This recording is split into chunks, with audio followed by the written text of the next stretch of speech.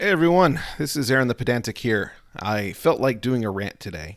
Um, I communicate with a lot of people in 5th edition circles because I partake in 5th edition. Even though I do a lot of OSR stuff, I do play 5th edition once a week. Up until recently, I was running 5th edition campaigns. Right now, I'm currently running just OSR stuff, but because of the fact that I am engaged with the 5th edition community, but I often have different sentiments about how things should be. There are a lot of things that are said in these circles that really fucking trigger me. So this is Aaron triggered mode. So what triggered me in particular is this very often remarked sentiment whenever you have a DM that is trying to kind of tweak things in the system in order to prevent a particular situation where a character is just, they don't even have to worry about some kind of problem where they're insanely powerful. You know, any number of those kinds of things can happen with the way that 5th edition is made if you utilize feats and multiclassing especially. And basically what is often said is just make the game harder, is what they say. And this is really kind of shit advice in most cases. It works if you have a particular kind of group. What people need to recognize is that players are going to typically have different levels of system mastery. Now, this is especially true for my tables whenever I run games.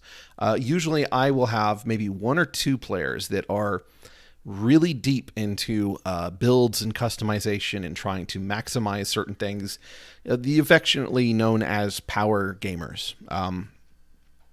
Now, I will also, at the same table, have probably 2, if not 3 players who, like, they have a rough understanding of how the rules work. They have, like, they understand initiative, they understand, their features and stuff like that, but they don't pour so deeply into builds or anything like that. So, like, they literally cannot keep up with these people, with the other ones that have these, these freak builds that they're like, okay, so at this level, I'm going to be capable of all these things, and then that's going to make it where every round I have like this range of damage that I can do. This, especially if this kind of condition falls into place, etc., etc., etc., etc. Instead, what you have is you have a few people like that, and then you have several that are just like, well, I really like this class. It does some cool stuff. I like these spells. I'm going to do this. I like this race because it lets me do these things. And that's like the extent of their understanding. And then you occasionally have players like my wife, so this is not a call out, who like have probably have never actually read the PHB. They just have kind of like learned through trial and error what their character is capable of doing by reading the character sheet. So it's like they have no fucking clue how to compete with all of this. They usually have a good time, but whenever combat happens, they're usually kind of wanting it to speed up a little bit. And one of the things is that 5th edition is a very combat-heavy system, not so much as 4th edition, but it is definitely a very strong component of the game. A lot of people say, well, it's always been to an extent. Yes, that is the case, but exploration used to be a lot bigger of a focus. So like the combat rules tended to be a lot more limited. You would just have a lot of spell stuff, Anyway, before I get too far off topic there. So basically, whenever you have these people of like disparate levels of system mastery, then what happens is if you increase the difficulty to make things hard for the character that is maximized, then the other ones become basically useless whenever they are dealing with this dilemma. Now, I typically would have not so much of an issue with that if it was that they are useless because of their class, and their class is not designed for combat. So an easy like parallel would be to look at older editions and have a magic user who's out of spells for the day. Like they are going to be slinging some things from a distance. They don't have attack cantrips or anything like that. They are going to be shooting with a crossbow, hoping that they hit something. And really, like, that's about it. Like, just trying desperately not to die. And that works because you have class niche. You do not have class niche in 5th edition D&D. In 5th edition D&D, every single class is supposed to be at least mildly useful in combat. And this is guaranteed through attack cantrips. It's guaranteed through bounded accuracy, through like just the proficiencies that you're able to get. There's really no reason that you can't do a decent amount of damage consistently every battle. That's just how it works. You get a lot of characters that they get stuff back on short rests. Long rests are incredibly forgiving. Although a good DM will probably make it where it's harder to get that long rest.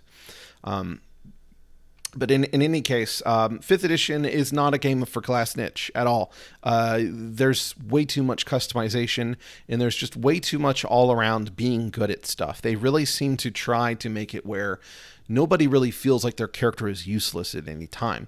And a lot of people like that. I'm not complaining about that necessarily. I'm just saying this is how this is different.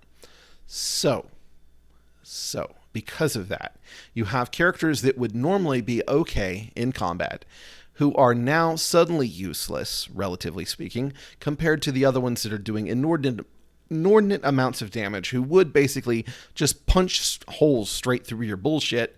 That in order to make it challenging for them, you're making it where the other characters are just kind of like piddly in comparison.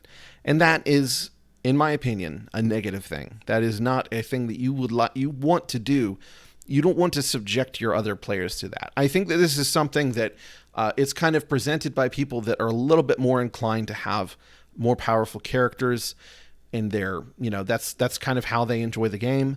And they're just like, why would you not just make things harder? Because that's the perspective they're approaching from.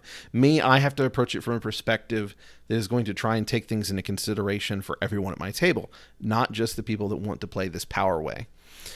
This is part of the reason that led me to old school gaming, is because like in old school gaming, there's really not power builds necessarily. The most that you could possibly do is like have a really good understanding of what spells are better than others and just memorize those for the day.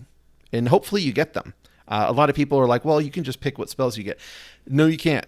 Not in AD&D. There's basically a chance when you roll to see if you're going to be able to ever learn this spell. And if you fail that roll, sorry. So like there's a lot of shit in there that basically makes it where you are going to have to be creative with what you got. And that's something that I really appreciate. This isn't the video where I'm going to talk about how the OSR is better or anything like that. Again, it's all a preference thing. But what I'm trying to say is that this whole thing about just make the monsters harder is complete and utter bullshit for most games. Secondly, you need to take into consideration how if you just increase the power of the creatures, the knockdown effect that's going to have on the world at large.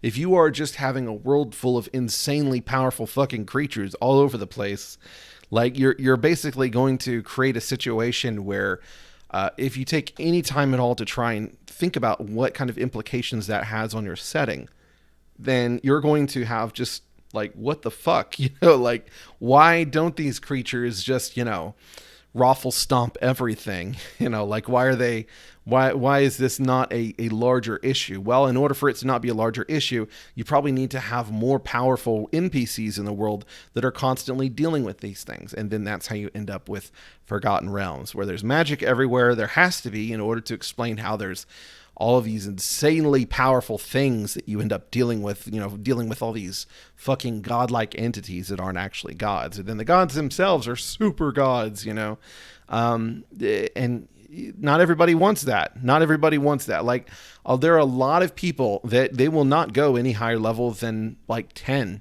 in D&D in 5th edition because the magic is too fucking high at that point. They just do not want the implications that come with that kind of play.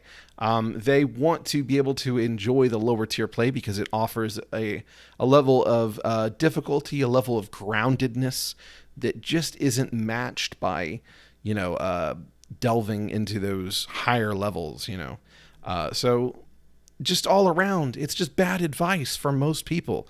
So shut the fuck up about just saying that it just needs to be harder.